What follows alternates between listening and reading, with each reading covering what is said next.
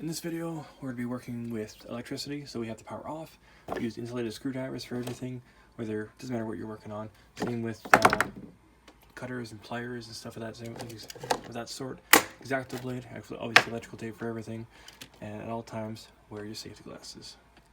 Hey guys, we'll be installing another three-way smart switch going from the entrance of the house down into the basement.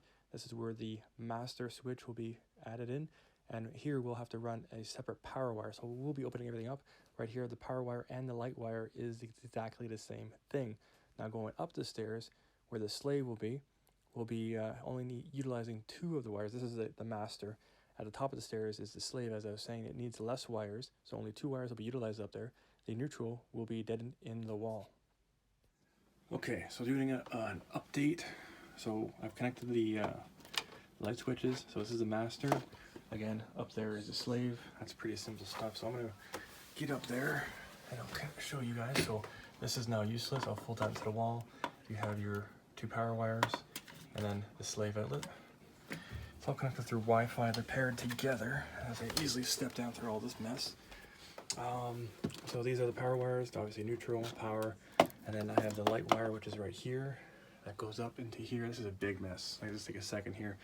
I typically have my insulation go around any of the infrastructure because then you have the area is full. This is just pressed in, so the electrician obviously did this after it was insulated. Usually you do the wiring first and then the insulation, not around. Or the other way could have happened where all the electrical was in place and they just threw the insulation in, didn't care as long as it was covered up. The other part that I found was interesting is these nails sticking all the way through. The lovely framing, because this was too short, so I'm guessing they built the header and then it was like, oh, it's the wrong size for the doorway. So I just put that in and they cut this wrong, obviously, so they threw a piece of wood in there. Don't know why. Again, these were stuck back through.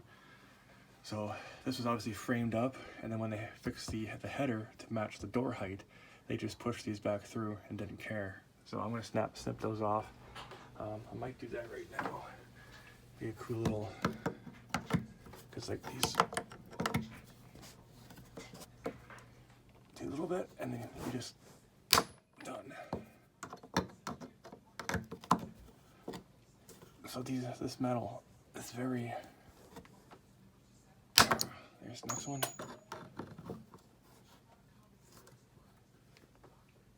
And snap. There we go. Done.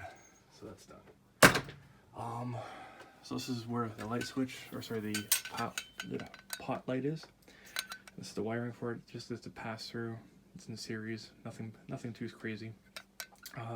Again, when I button this up, I will tape around this, and then that way the box stays closed. My idea is I will center it with the door.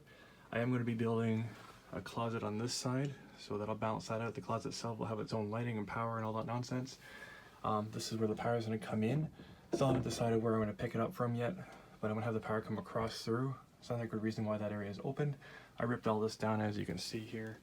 Big old mess, but we'll be adding two more lights, one right there, as we start to finish things up, and then I'll be retreating all the temporary outlets and lights and stuff like that backwards.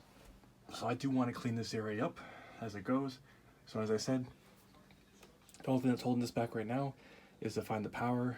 Not sure where I'm going to pick it up from again. I might grab it from the garage, but probably not. And then I might just run a new line from the power box to here, and then we'll be done. So we'll get to it. I'll give you an update later. So as you can see, nice little faceplate. And turns the light off, turn the light on. I'm gonna close all this in. And the other two over there. So from the top of the stairs to the bottom of the stairs, these are all done. So what I did is this is the power wire I brought in.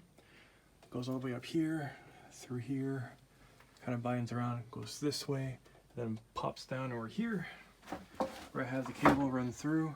Had to go into the box. So this was a direct line from the box, and I haven't installed this yet, but as you can see, this pretty much just goes right there. Got to fasten all this in, and I always turn the power off when I do this. So these three are the three lights for the rest of the basement. Obviously I'm gonna have a light here, and then I'm gonna have a light here, and then there'll be a set. Oh yeah, be so a few lights going across here, then one main light in the middle for this area, and that's the 3 lights that are gonna be in here. Massive everywhere. And then I also got this kind of wired up and stuff, and then I wired this in to the power panel. So I always keep the power off and whatnot. So this is said light, or said what do you call it, breaker. So that's wired in. A bunch of other things I need to do to this, but I'll get to that later. So a few more things are done around this place, and I just want to make this quick video on how to just wire these 3 things up. So thanks for watching, guys, and I hope you guys had a great New Year's. Mine is finishing the basement for spring. So y'all be safe. Always work with the power off. Peace.